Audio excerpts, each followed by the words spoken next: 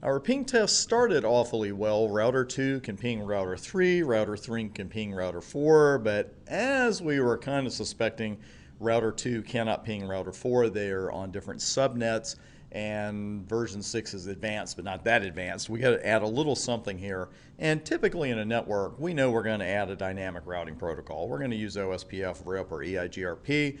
We're saving those for later version 6 studies, so that kind of leaves us just one solution: static routes. And we have static routes, we have host static routes, we have default static routes. You're going to love the default static route. But first, we got to cover these regular ones. And by regular, I just mean that they are not host routes, which match only one address, and they're not default routes. They're just regular static routes. And the three kinds are recursive, where only the next hop address is specified; directly connected, where only the output interface is specified; and fully specified, where, as you would expect from the name, both the next hop address and output interfaces are specified. So we'll put all three of these into action. We'll take a few routes off at the same time, and we'll begin with a recursive route on router 2. And again, I know you're getting a little tired of hearing this, but just remember that V6, because if you start this with IP route, it's not going to work. And any multiple choice on your exam, if you're asked how to write any kind of route, static route in version 6, the command is not IP route to begin with. That's IP version 4 static routing. This is IP version 6, so we got to use IPv6. Let's get started with that. Check some syntax out along the way. IPv6 route. And let's see, we've got routing for IS to IS. So what does that mean? That means that we're not configuring this on the interface. So there is an IPv6 route command for the interface. Don't use it. And yes, I did plan that. That's my story, and I'm sticking to it. IS to IS is not part of your CCNA studies. It is a link state protocol like OSPF is. But don't worry about it. I showed you that because while I wanted to show you there is an IPv6 route command for the interface level, but that's not what we're using here. We're using IPv6 route in global configuration mode. So let's go ahead and hit that and have a look at iOS help here. And you'll notice it's IPv6 prefix, makes sense. Static VRF, we're leaving those options alone. We're going with the prefix. And this is the prefix for the destination. Just like with the IP route command where you put the destination network first, this is always going to be the destination.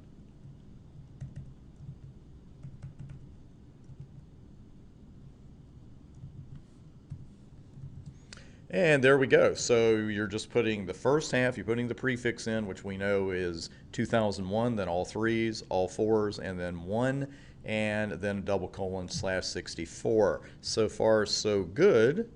Let's use iOS help here and see what we have here. First off, we have about 300 different kinds of interfaces, or at least it seems that way, a few of which, well, one, we're going to use later. But right now, we're much more interested in that next to last option, which is IPv6 address of next hop. So we're going to put that in, and that would be what now? Which address on router 3 is that going to be? That's going to be the one we pinged earlier. And let's go ahead and bring our diagram back up. That's going to be 2001.2222.33331:3. That's going to be the next hop IP address. So let's go back to the router and we'll plug that in, so to speak.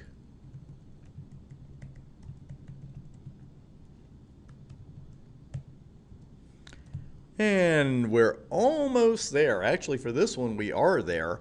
And this, again, is a recursive static route. Let's go ahead and just enter that one.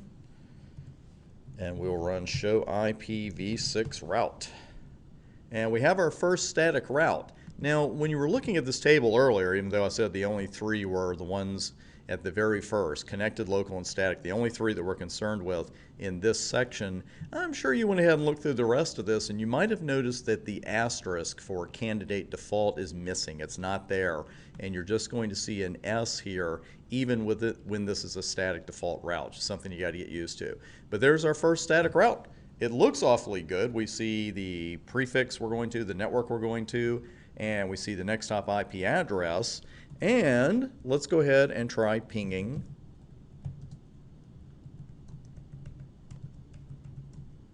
router 4. Yeah, I did kind of put a dramatic pause in there. And this time we're getting something, but we're getting timeouts, which is not good.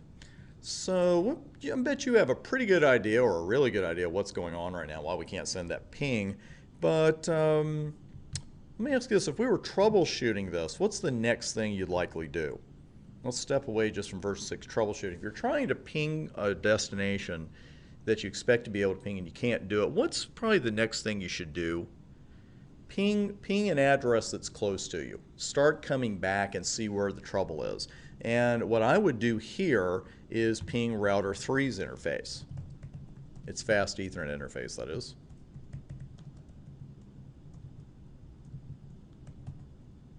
And that ping goes right through, as we'd expect. It went through before, so that's no problem.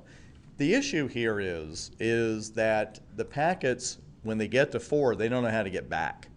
So to have end-to-end communication with static routing, not only does 2 have to have a route pointing to 4, but 4's got to have a route pointing to 2. So let's go over to router 4, and we will put in a directly connected static route, which uses only the output interface. That's IPV6 route. We're going to this subnet. And this time we're going to use the interface option. And there are the remaining choices, none of which we want to use. And there we go. So that's all there is to a directly connected static route. Just know the difference between that one and a recursive one, the one value that each of them uses. And let's go ahead and send our ping.